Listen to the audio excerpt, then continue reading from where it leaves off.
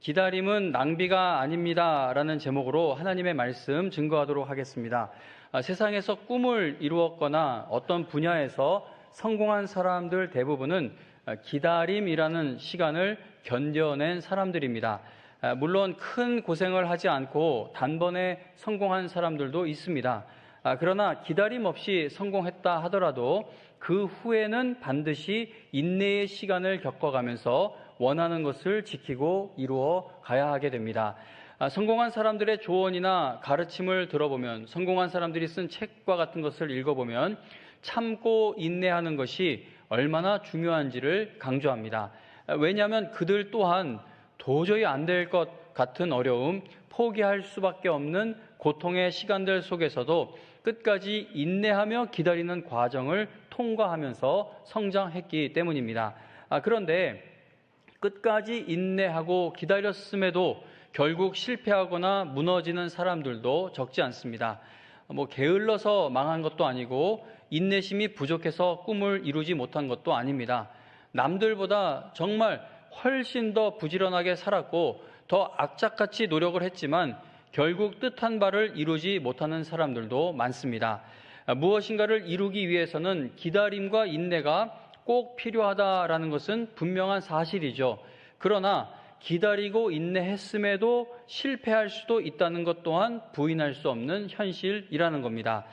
기다림 없이는 꿈을 이루거나 성공할 수 없지만 그렇다고 기다리고 인내한다고 해서 반드시 성공하는 것도 아니라는 겁니다.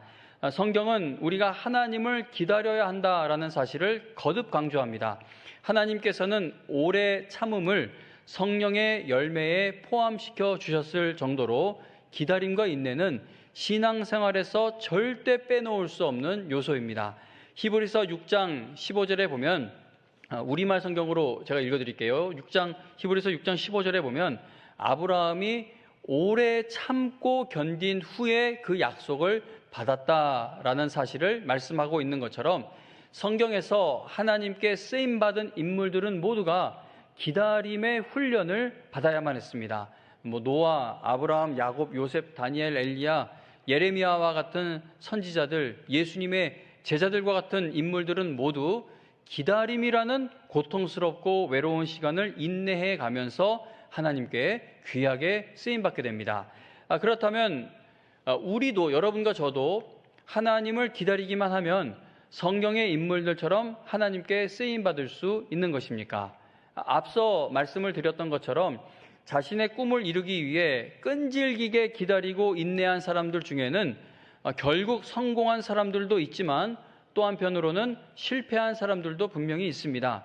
세상에서 기다림과 인내의 결과가 항상 성공으로 이어지는 것은 아닌 것처럼 하나님을 기다리는 것도 결국은 실패로 끝나게 될 수 있는 가능성이 어느 정도 있는 것입니까? 예를 좀 들어보자면 오늘 이 예배에 참석하신 분들 모두가 이 말씀에 너무나 크게 은혜를 받아 내가 하나님을 기다리겠다라고 결단을 한다고 한번 생각해 보겠습니다.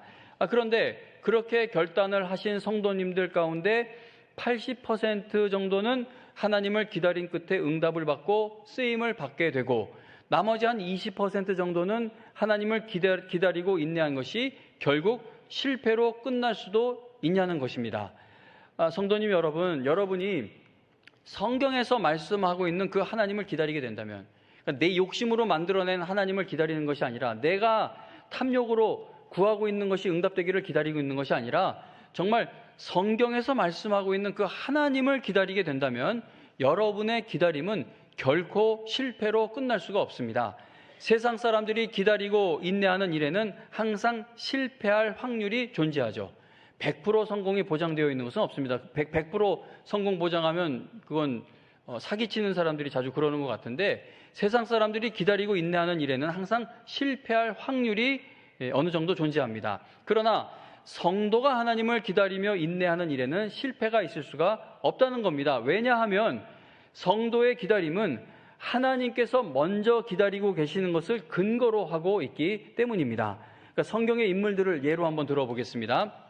노아가 그 긴 세월 동안 방주를 짓는 일을 인내하며 감당할 수 있었던 이유가 무엇이겠습니까? 그 방주가 완성되는 것은 하나님께서 기다리고 계시는 일이었기 때문입니다. 아브라함이 사라를 통해 아들이 태어날 때까지 끝까지 기다릴 수 있었던 것은, 그 아들이 태어나는 것은 하나님께서 기다리고 계시는 일이었기 때문인 겁니다. 갈렙과 여호수아가 모든 사람들이 약속의 땅에 들어가는 것을 다 포기하고 있는 상황에서도 끝까지 그 땅에 들어가는 것을 기다릴 수 있었던 것은 이스라엘 백성이 가나안에 들어가는 일을 하나님께서 기다리고 계셨기 때문입니다. 부활하신 예수님께서 하늘로 올라가신 후 한 120명 정도의 성도들이 다락방에 모여 기도하던 중 성령께서 그들에게 임재하셔서 교회가 탄생하게 됩니다.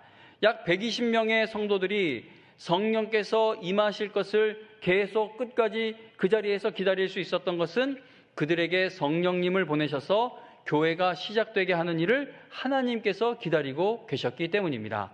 사도 요한이 요한계시록, 성경의 마지막 책 요한계시록을 기록할 당시 그의 나이가 80대 중반을 넘어 90을 향해 가고 있었던 것으로 추정됩니다. 아주 늙은 나이였죠.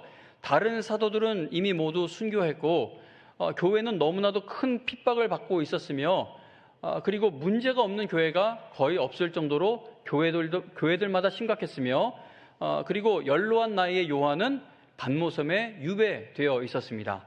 자, 그럼에도 불구하고 요한이 기록한 요한계시록을 읽어보면 사도 요한은 하나님께서 교회를 통해 이루어 가실 일들을 확신하며 다시 오실 예수님을 기다리고 있습니다. 모든 상황이 최악이었음에도 불구하고 요한이 여전히 하나님께서 교회를 통해서 이루어 가실 일들을 기대하며 기다릴 수 있었던 이유는 하나님께서 교회를 통해 이루어 가실 일들을 끝까지 기다리시며 도와주실 것이기 때문입니다. 성경의 인물들을 보면 그들도 우리처럼 연약한 인간이었기 때문에 하나님을 그렇게 기다리면서도 때로는 너무 힘들어 중간에 포기하기도 했습니다.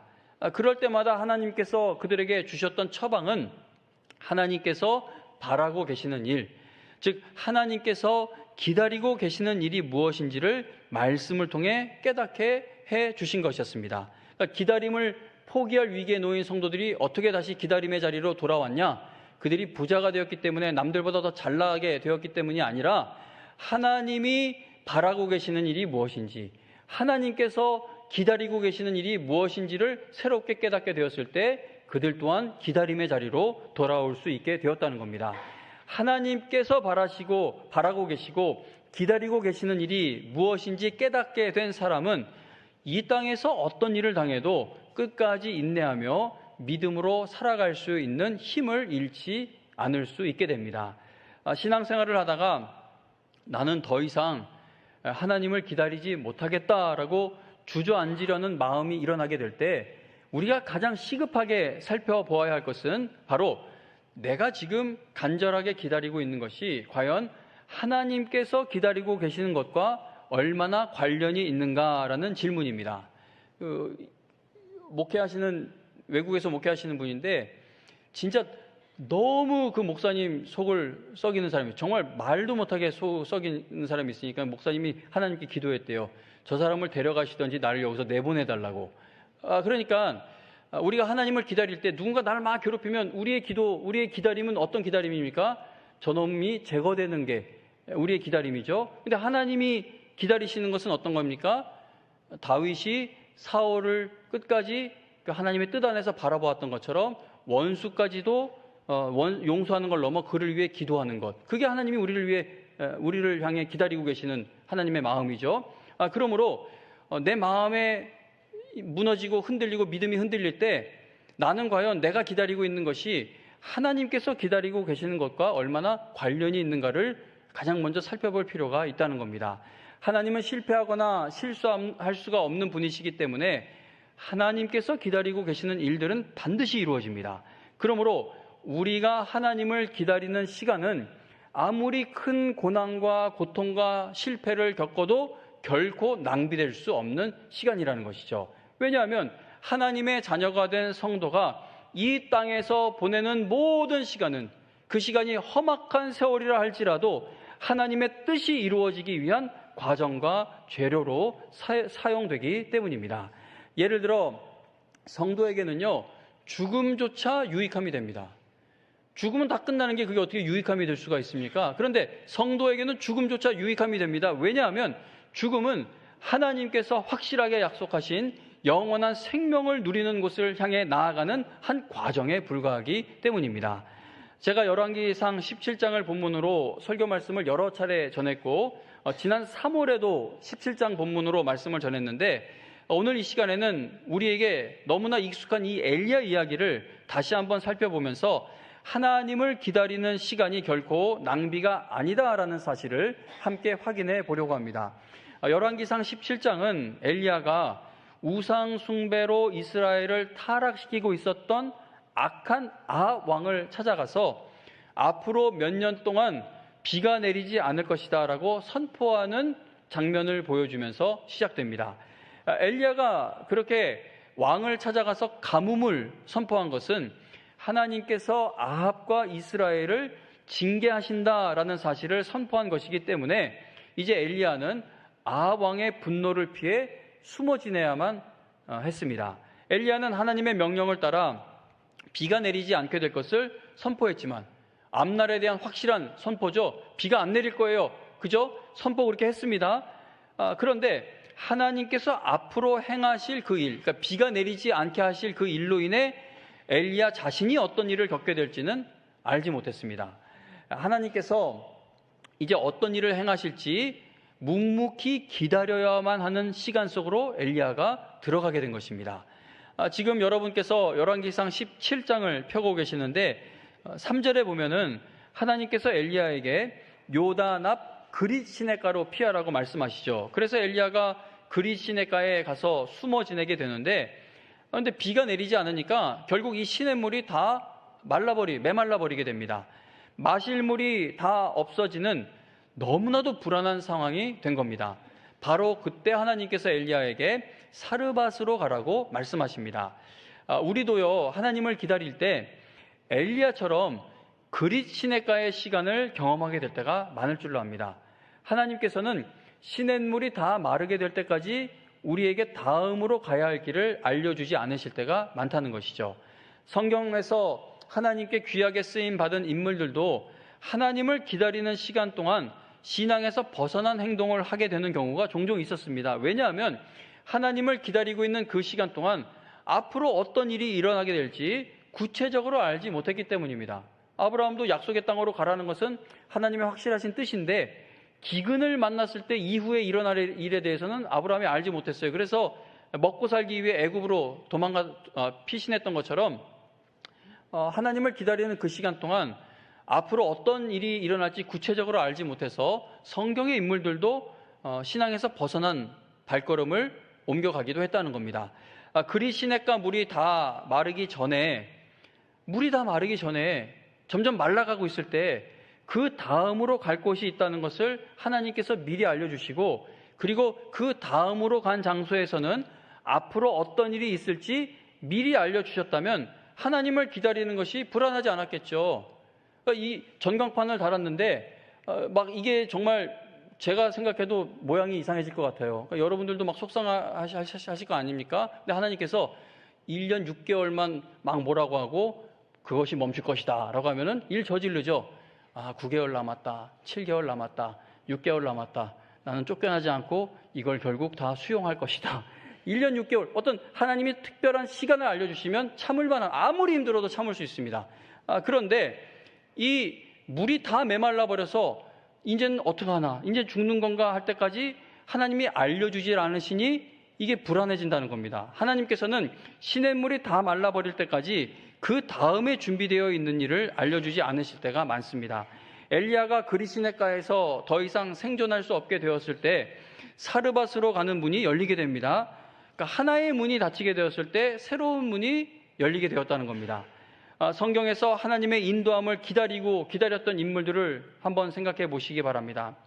아까 말씀드린 아브라함, 다윗, 또 수많은 선지자들, 베드로나 바울과 같은 예수님의 제자들은 모두 그들의 가야 할 길이 모두 막히게 되었을 때 전혀 생각하지도 못했던 새로운 길이 열리게 되어 하나님께 귀하게 끝까지 쓰임받을 수 있었습니다. 하나님의 인도하시는 방식이 정말 신비롭죠.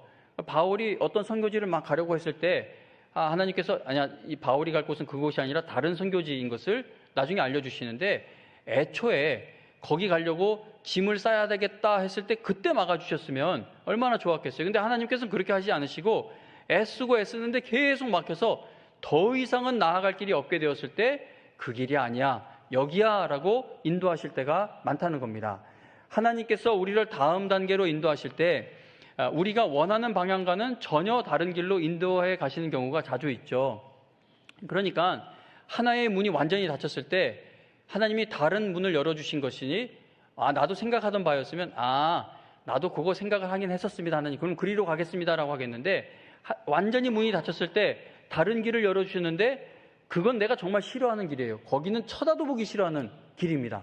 근데 하나님이 우리를 그런 방향으로 인도하시는 경우가 자주 있다는 겁니다. 그래서 우리는 하나님의 인도하심을 따라가면서도 불안함을 느끼게 되는 경우가 종종 있습니다.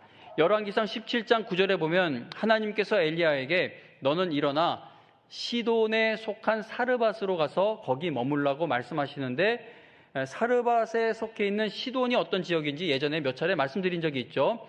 시돈은 아합의 아내이자 이스라엘의 바알 숭배를 본격적으로 끌고 들어온 아주 악한 여인인 이세벨의 고향입니다.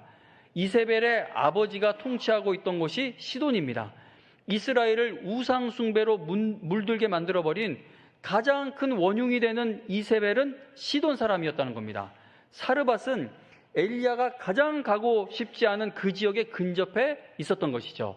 엘리야는 이스라엘이 바알을 섬기는 우상 숭배에 빠져 있는 모습으로 인해 마음이 많이 상해 있었습니다. 마음이 막 찢어지듯이 아팠을 거예요. 우상 숭배하는 모습을 보면서.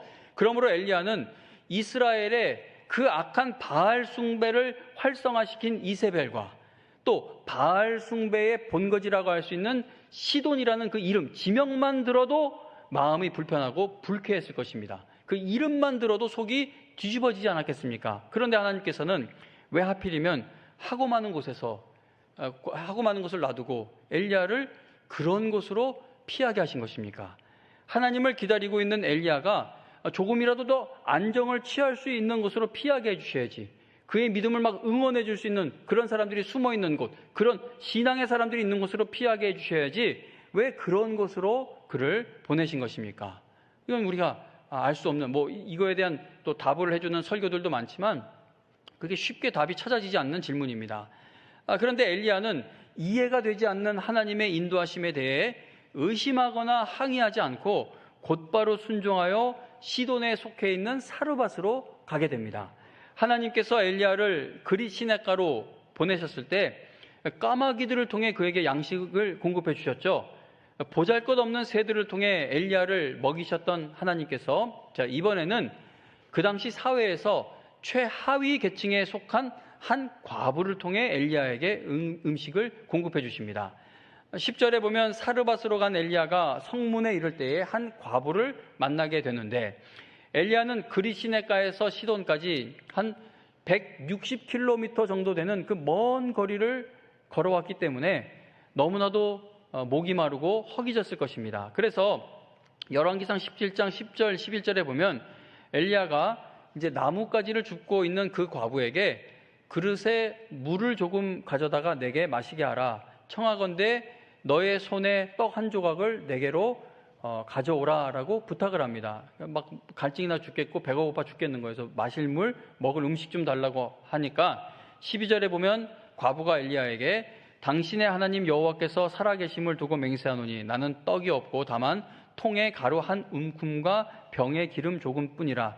내가 나뭇가지 둘을 주어다가 나와 내 아들을 위하여 음식을 만들어 먹고 그 후에는 죽을 생각이었습니다 라고 그렇게 말을 합니다. 하나님께서 엘리야를 도우라고 예비해 두신 사람이 얼마나 가난한지를 우리가 알 수 있는 대목이죠. 심한 가뭄으로 인해 누구라도 다 식량이 부족해진 그런 상황 속에서 가난한 과부에게 남아 있었던 것은 통에 있는 가루 한 움큼과 병에 조금 남은 기름뿐이었습니다. 엘리야가 만난 이 과부는 나뭇가지를 주워다가 마지막 남은 그 재료를 탈탈 털어 음식을 만들어 먹고 이제 그 후에는 죽어야겠다라고 생각을 하고 있을 정도였습니다. 그래서 우리는 이런 상황에서 질문을 하게 되죠. 하나님은 왜 수많은 장소들 중에서 이세벨의 고향인 시돈에 속해 있는 사르밧으로 엘리야를 보내셔서 그가 거기서 하나님을 기다리게 하신 것일까? 왜 하필이면 먹을 것조차 없어 굶어 죽을 위기에 처해 있는 가난한 과부에게 엘리야를 보내셔서 그곳에서 하나님을 기다리게 하신 것일까? 이러한 생각을 하게 됩니다. 12절에서 마지막 남은 음식을 해먹고 그 후에는 죽으려고 합니다 라는 그런 말을 하는 과부에게 엘리야가 이러한 대답을 합니다. 13절 14절 보시면 엘리야가 그에게 이르되 두려워하지 말고 가서 네 말대로 하려니와 먼저 그것으로 나를 위하여 작은 떡 한 개를 만들어 내게로 가져오고 그 후에 너와 네 아들을 위하여 만들라. 이스라엘의 하나님 여호와의 말씀이 나 여호와가 비를 지면에 내리는 날까지 그 통의 가루가 떨어지지 아니하고 그 병의 기름이 없어지지 아니하리라 하셨느니라. 아멘. 사르밧 과부는 통에 있던 가루와 병에 있던 기름을 다 사용해서 이제 마지막 남은 재료를 탈탈 털어서 음식을 만들어 엘리야에게 줍니다. 자, 그러자 그 과부의 집에 어떤 놀라운 역사가 일어나게 되는지 15절, 16절 계속 읽어드릴게요. 그가 가서 엘리야의 말대로 하였더니 그와 엘리야와 그의 식구가 여러 날 먹었으나 여호와께서 엘리야를 통하여 하신 말씀같이 통의 가루가 떨어지지 아니하고 병의 기름이 없어지지 아니하니라. 아멘. 자, 남들이 보기엔 정말 보잘것없는 떡 한 조각이었겠지만 그 떡은요, 사르밧 과부와 그의 아들에게는 생명과도 같은 것이었습니다. 과부가 자신에게 가장 귀한 것을 하나님의 말씀만을 믿고 엘리야에게 다 대접을 하자 그 결과로 최소 2년 넘게 통의 가루와 병의 기름이 떨어지지 않는 것을 이 가정이 경험하게 됩니다. 까마귀가 먹을 양식을 1년 동안 배달해 준 것, 까마귀들이 먹을 양식을 1년 동안 배달해 준 것, 이거 얼마나 신기해요. 점심때 되면 배달의 민족이 우리 집에 와서 주고 저녁에 와서 또 배달의 민족이 와서 그렇게 줘도 너무나도 신기한 일인데 까마귀들이 1년 동안 음식을 배달해 준 것, 한 끼 겨우 먹을 음식만 남아있던 과부의 집에서 최소 2년 넘게 한 2년 6개월 정도를 먹을 양식이 계속 공급되어진 일은 이건 하나님의 놀라운 역사입니다. 이건 오늘날 사람들이 믿을 수 없는 기적이죠. 그래서 이 사건을 기록한 본문을 가지고 하나님께서 여러분의 필요를 채워주실 것을 주제로 하는 설교 말씀을 우리가 자주 듣게 됩니다. 까마귀가 1년 넘게 음식을 배달하고 굶어 죽을 위기에 놓여있던 과부의 집에서 음식이 계속해서 생겨나게 된 것은 너무나도 놀라운 일이 분명합니다. 이건 정말 신기한 일이에요. 자, 그런데 성도님 여러분, 지금 엘리야는 무엇을 기다리고 있었습니까? 음식 기다리고 있었어요? 엘리야가 무엇 때문에 숨어 지내고 있었습니까? 먹을 것 찾으려고 숨어 있었습니까? 엘리야는요, 악한 아합 왕과 그의 아내 이세벨을 무너뜨리는 일에 쓰임받아야만 하는 선지자입니다. 아합 왕에게 붙잡혀 죽지 않기 위해 숨어 지내고 있는 겁니다. 한 나라의 최고 권력자와 싸우게 될 날을 기다리고 있었다라는 것을 생각해 볼 때 까마귀들과 가난한 과부를 통해 음식이 공급된 것이 엘리야에게 어떤 도움이 될 수 있었겠습니까? 그러니까 이게 이 기적을 폄하하는 게 아니에요. 이거는 정말 할렐루야가 터져나오고 하나님 대단하십니다. 이 감탄이 터져나올 만큼 놀라운 기적의 역사가 분명하지만 그런데 엘리야가 처해 있는 상황, 그가 앞으로 해야 할 일을 생각해 볼 때 이 기적이 엘리야에게 얼마나 보탬이 될 수 있느냐는 겁니다. 왕 앞에 나갔는데 갑자기 까마귀 불러서 먹을 거 던지면 왕이 위축되겠습니까? 가난한 과부 데리고 가면 왕이 꿈쩍이나 하겠습니까? 엘리야가 그리 시내가에서 머문 시간은 1년 정도로 보이고 사르밧에서는 최소 2년 이상 머문 것으로 보입니다.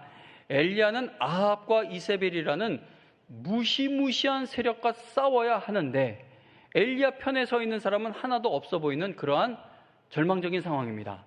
그래서 우리 인간의 생각으로는 국가 최고 권력에 맞서 싸워 이스라엘에서 모든 우상 숭배를 제거하는 일에 뛰어들기 전에 숨어서 기다리고 있던 그 3년 동안의 시간은 엘리야가 능력이 탁월한 사람 밑에 들어가 훈련을 받아야만 할 것 같습니다.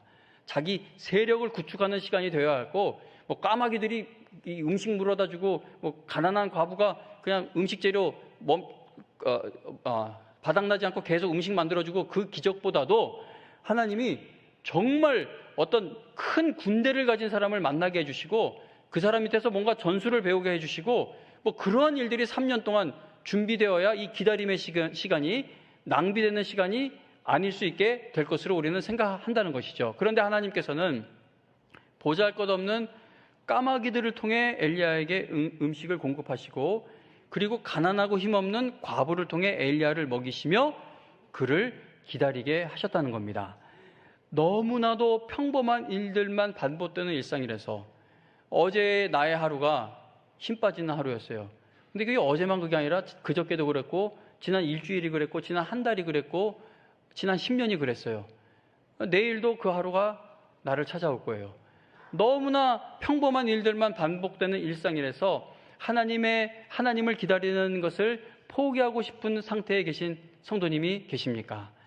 엘리야가 1년 동안 까마귀들만 만나고, 그리고 너무나 가기 싫은 그 지역에 머물며 가난한 과부를 통해 숙식을 해결받으며 3년 이상의 세월을 보냈습니다. 그런데 나중에 가서 보니까 시간 낭비처럼 보이는 그 기다림의 시간이 엘리야가 850명의 바알과 아세라 선지자들, 즉 우상 숭배자들과 싸울 훈련을 받는 시간이었다라는 사실을 우리가 잊지 말아야 한다는 겁니다.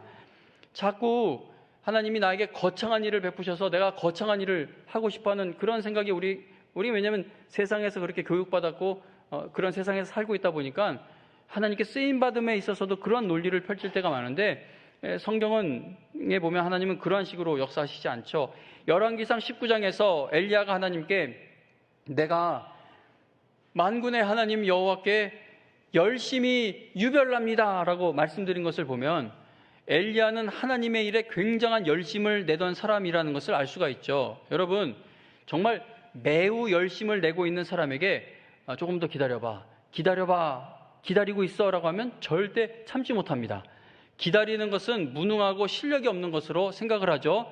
열심히 유별나다고 하는 그 엘리야가 1년 동안 아무도 못 만나고 그냥 까마귀들만 만나고 있고, 가난한 과부를 만나면서 그렇게 3년 6개월 이상 숨어 지내는 것이 쉽지 않았을 거예요.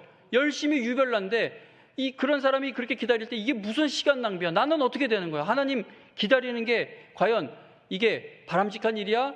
엘리야가 그랬다는 것이 아니라 이러한 열심을 갖고 있는 사람이 하나님을 기다리는 가운데 그런 생각이 충분히 일어날 수 있다는 것이죠. 이스라엘에서 반드시 무너뜨려야 할 우상 숭배와 아합 왕가가 있는데 언제까지 기다려야 하는지도 모르겠고, 그리고 앞으로 무엇을 하게 될지도 모른 채 지루한 일상만 반복되는 하루하루를 보내는 동안 엘리야의 마음이 어떠했을까를 생각해 보게 된다는 겁니다. 하나님께서 엘리야에게 너는 몇 월, 며칠, 몇 시에 바알과 아세라의 선지자들과 큰 대결을 하기 위해 지금 훈련받고 있는 것이다 라는 사실을 알려주지 않으셨어요. 하나님께서는 그를 그냥 반복되는 평범한 일상에 두시면서 기다리게 하셨다는 겁니다. 엘리야가 그러면 어떻게 3년 이상의 시간을 묵묵히 기다릴 수 있었을까요?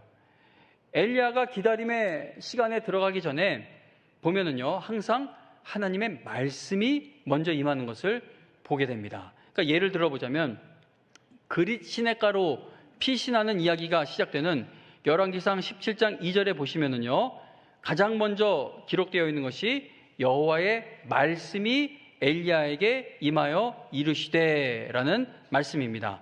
엘리야는 여호와의 말씀을 따라 그릿 시냇가로 간 것이죠. 그래서 5절에 보면 그러니까 엘리야가 여호와의 말씀과 같이 하여 곧 가서라고 그렇게 말씀합니다. 또 사르밧으로 가는 이야기가 시작되는 8절에도 보면은요, 어떤 말씀으로 시작이 되죠? 여호와의 말씀이 엘리야에게 임하여 이르시되라고 말씀합니다. 그리고 14절에 보면은요, 엘리야가 과부에게 이스라엘의 하나님 여호와의 말씀이라고 말하는 그 장면이 나옵니다. 그러니까요, 엘리야는 어떤 엄청난 말씀을 받았기 때문에 3년 이상을 숨어 지내며 하나님께서 행하실 다음 일을 기다릴 수 있었던 것이 아니라는 겁니다.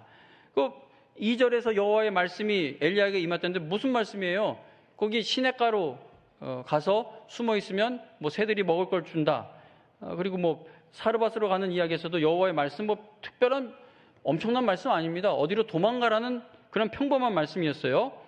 그런데 엘리야가 평범한 하나님의 말씀이지만 너무나 평범한 하나님의 말씀을 단단히 붙들고 시간 낭비처럼 보이는 기다림의 시간 동안 믿음으로 인내할 수 있게 되었다는 겁니다.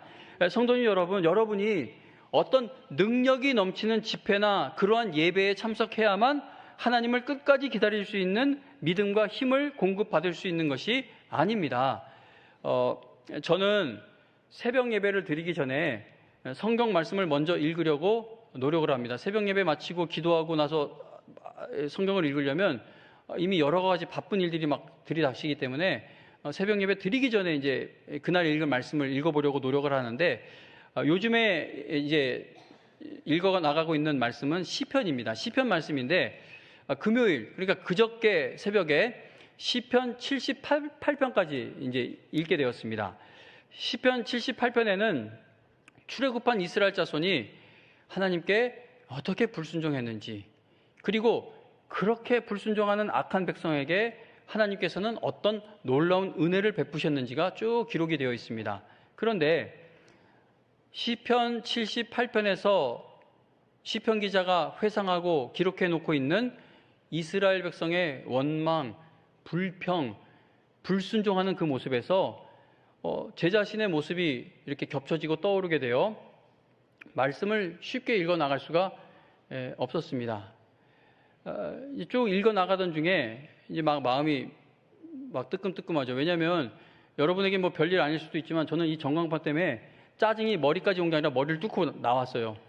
정말 이것 때문에 그러니까 싫어서가 아니라 여러분들에게 짜증났다는 것이 아니라 나의 무능함, 나의 무능력, 이거 하나 해결하지 못하고, 이건 3천 얼마인데 뭐 큰 대형 교회들은 뭐 한 막 3억인가 10억인가 뭐 그렇게 들여서 전광판 단대요. 그런 걸 보면서 제 자신이 너무 실망스럽고 막 짜증이 나고 막 화도 나고, 하나님 여기다 세우셨으면 이런 것 정도는 그냥 한 번에 뭔가 도와주셔야 나도 폼도 나고 그러지 않겠습니까? 뭐 이런저런 막 그런 중에 이스라엘 백성의 원망, 불평, 불순종의 모습이 쭉 읽어지는데 말씀이 쉽게 읽어나가지가 않는 겁니다. 그렇게 읽어나가던 중에 78편을 읽던 중에 37절에서 제가 멈추게 됩니다. 시편 78편 37절에 보면 이는 하나님께 향하는 그들의 마음이 정함이 없으며 라고 출애굽한 이스라엘 백성들의 그 엉망인 신앙에 대한 진단을 내립니다. 하나님께 향하는 마음에 정함이 없으니까, 하나님을 신뢰하겠습니다 라는 그 마음에 정함이 없으니까, 여기까지 온 것이 모든 것이 하나님의 은혜입니다 라는 그 마음에 정함이 없으니까 원망, 불평, 불순종이 나오게 되었다는 것이죠. 제가 이 말씀을 78편 37절을 몇 번을 반복해서 읽다가 제 이름을 넣어서 읽게 되더라고요. 하나님께 향하는 최현의 마음이 정함이 없으며 라고 말씀을 읽으며 새벽 시간에 혼자 있는 시간이지만 얼굴을 들 수가 없었습니다. 그렇게 78편까지 읽고 나니까 이제 5시 반 새벽 예배가 시작될 시간이 되어서 이제 새벽 예배당 예배실로 들어갔습니다. 금요일 새벽에 이순복 목사님께서 설교 말씀을 전해주셨는데, 그날 목사님께서 이제 말씀을 전하시기 전에 기도를 하시는데 이런 기도를 하시더라고요. 그냥 이순복 목사님 말투가 아니라 제 말투로 좀 바꿔서 제가 읽어드릴게요. 하나님, 우리가 하나님께로부터 받은 복을 숫자로 세어보라고 한다면 셀 수 없을 만큼 많은 복을 받았는데도 불평과 원망이 우리 마음에서 떠나지 않습니다. 지난 6개월 동안 지켜주시고 이끌어주신 하나님의 은혜에 감사하는 맥주감사주일이 되게 해 주시옵소서. 나는 엉뚱하고 이기적인 기도를 드렸음에도 그래도 하나님은 응답해 주셔서 우리의 필요를 채워주셨음에도 여전히 원망과 불평이 입에서 떠나지 않고 쓴 물이 우리 입에서 떠나지 않습니다라고 설교 시작 전에 이런 기도를 하시는 겁니다.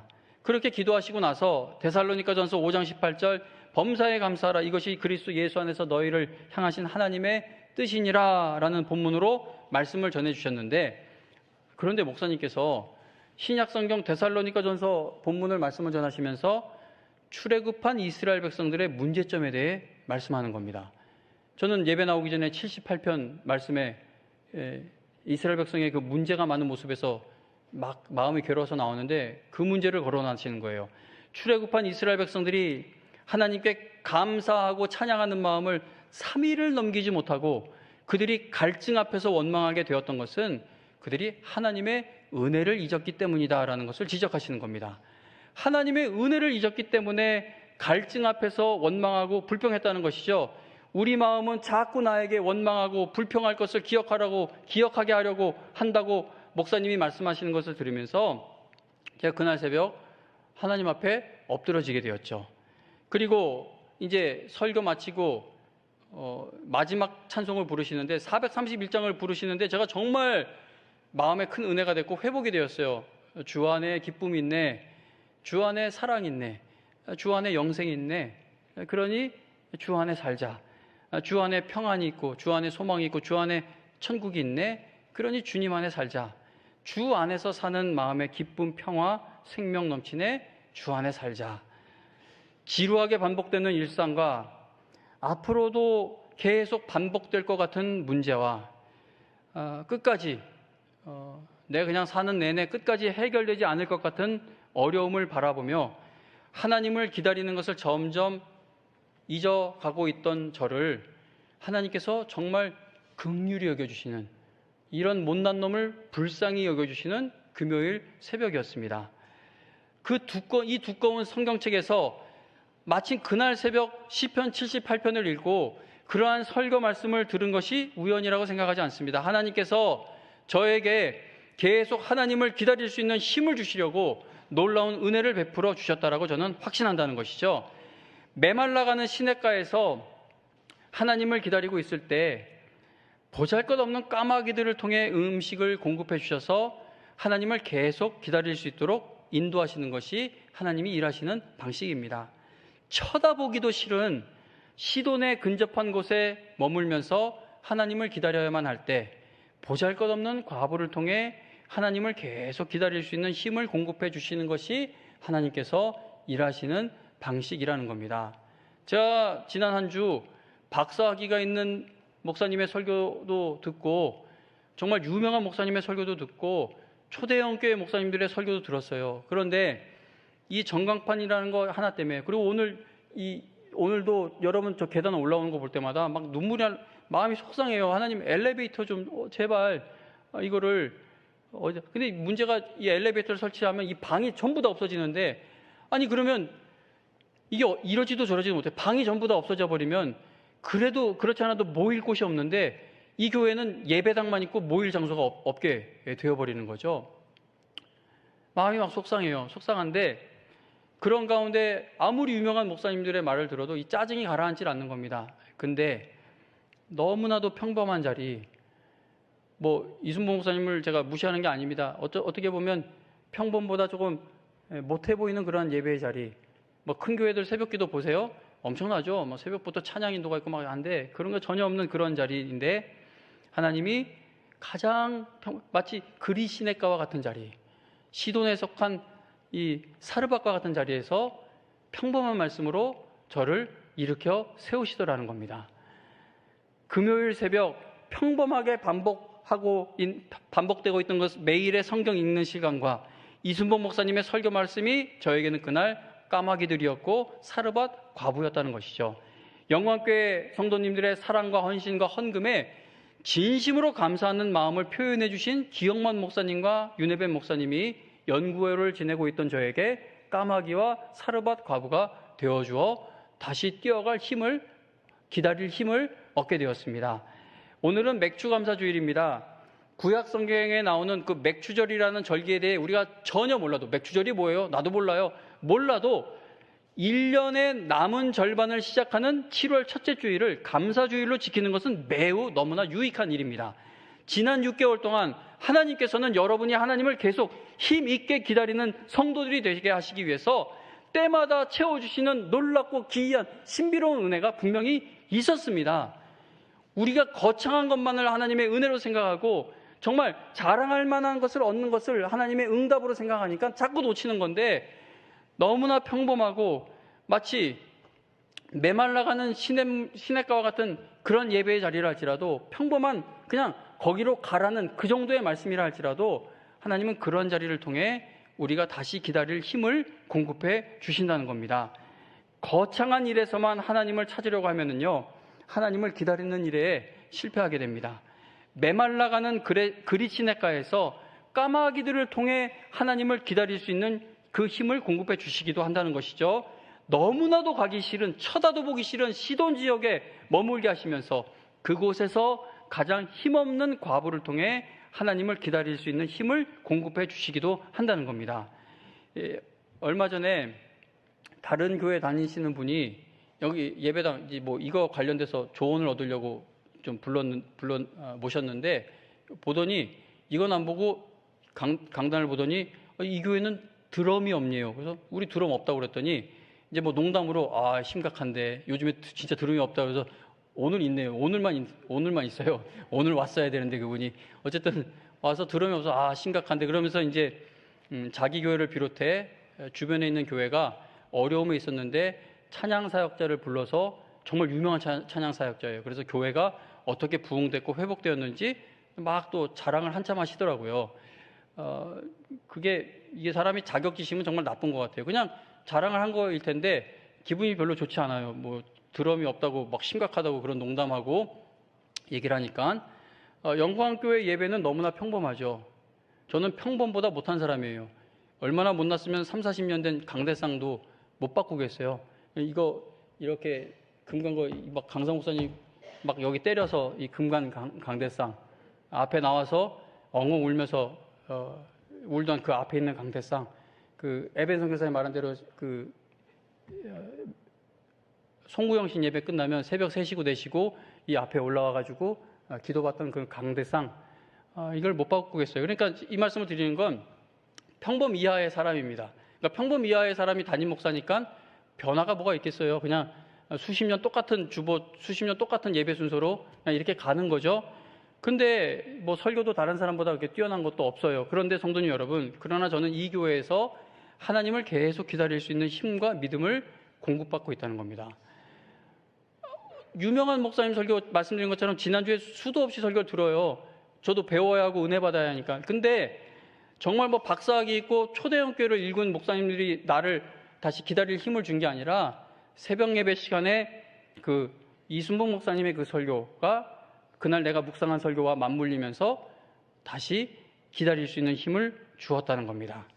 하나님께서 실수로 엘리야를 그리 시냇가와 시돈에 속한 사르밧에 보내신 것이 아닙니다. 하나님이 실수로 여러분들을 그 자리에서 기다리게 하고 계시는 것이 아니라는 거예요. 하나님께서는 엘리야를 통해 반드시 행하실 일을 기다리시며 그를 보내신 것입니다. 엘리야가 하나님께서 기다리고 계시는 일을 함께 기다리게 될 수 있었던 것은 하나님께서 주신 너무나 평범한 말씀이지만 그 평범한 말씀을 굳게 붙들었기 때문입니다. 여러분 모두 예배 시간마다 하나님의 말씀을 깊이 깨닫는 그 은혜를 받으셔서 하늘나라에 가는 그날까지 하나님께서 기다리고 계시는 일에 동참하며 쓰임받는 하나님의 신실한 종들이, 끝까지 하나님의 신실한 종들이 되시기를 주님의 이름으로 축원합니다.